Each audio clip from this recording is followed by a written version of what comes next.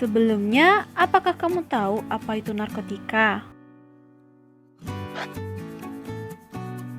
Menurut Undang-Undang Nomor 22 Tahun 1997, narkotika adalah zat atau obat yang berasal dari tanaman atau bukan tanaman yang baik sintetis maupun semi-sintetis yang dapat menyebabkan penurunan atau perubahan kesadaran, hilangnya rasa, mengurangi sampai menghilangkan rasa nyeri, dan dapat menimbulkan ketergantungan.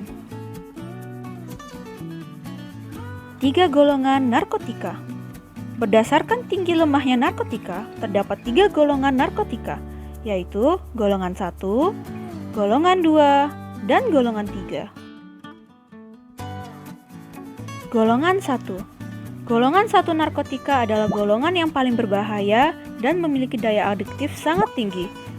Golongan 1 hanya untuk digunakan sebagai penelitian dan ilmu pengetahuan. Contohnya adalah ganja, heroin, kokain, morfin, dan opium. Golongan 2. Golongan 2 narkotika adalah golongan narkotika yang memiliki daya adiktif kuat setelah golongan 1. Golongan 2 ini hanya boleh digunakan oleh medis sebagai pengobatan dan penelitian. Contohnya adalah petidin, benzetidin, dan betametadol. Golongan 3. Golongan 3 narkotika adalah golongan narkotika yang memiliki daya adiktif ringan. Golongan ini hanya digunakan untuk pengobatan dan penelitian. Contohnya adalah kotedin dan turunannya. Sebelum kita membahas tentang penyalahgunaan narkotika, mari kita bahas terlebih dahulu mengenai penggunaan positif narkotika. Ganja. Di Amerika Serikat, ganja diperbolehkan bagi medis dalam jumlah kecil untuk pasien kanker, glaukoma, HIV/AIDS, nyeri kronik, depresi, epilepsi, kejang atau kekakuan otot yang terus-menerus. Morfin. Morfin digunakan medis sebab morfin dapat bekerja langsung pada sistem saraf pusat untuk menghilangkan sakit dan mengurangi rasa lapar. Kokain. Kokain dapat memicu metabolisme sel menjadi sangat cepat. Digunakan sebagai anestetik lokal khususnya untuk pembedahan mata, hidung, dan tenggorokan. Tapi ingat, narkotika hanya boleh digunakan oleh medis dalam bidang kesehatan. Penyalahgunaan narkotika. Penyalahgunaan narkotika adalah pola perilaku yang bersifat patologik dan biasanya dilakukan oleh individu yang mempunyai kepribadian rentan dan mempunyai risiko tinggi. Penyalahgunaan narkotika sering ditemukan di kalangan remaja hingga masyarakat usia dewasa. Alasan mengkonsumsi narkotika bagi mereka adalah memuaskan rasa ingin tahu dan nafsu, salah pergaulan, merasa hebat jika mengkonsumsi, kurangnya perhatian keluarga, dan kurangnya iman.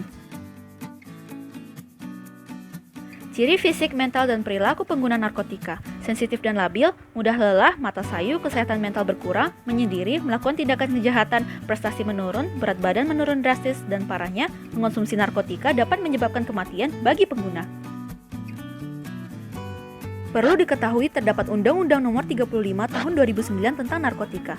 Salah satu sanksi dari undang-undang tersebut adalah pengguna dan pengedar narkotika akan dijerat dengan ancaman hukuman paling singkat 6 tahun dan maksimal 20 tahun penjara. Akan tetapi, walau ada undang-undang tersebut, kasus penyalahgunaan narkotika tetap ada di Indonesia. Hal tersebut terjadi karena adanya pengedar narkotika ilegal.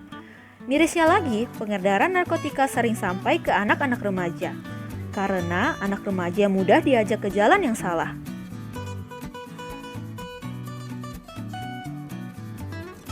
Say no to drugs. Kita sebagai anak remaja harus bisa dan berani menolak narkotika. Dengan narkotika di kehidupan kita, kesehatan, prestasi, dan kualitas hidup kita akan menurun.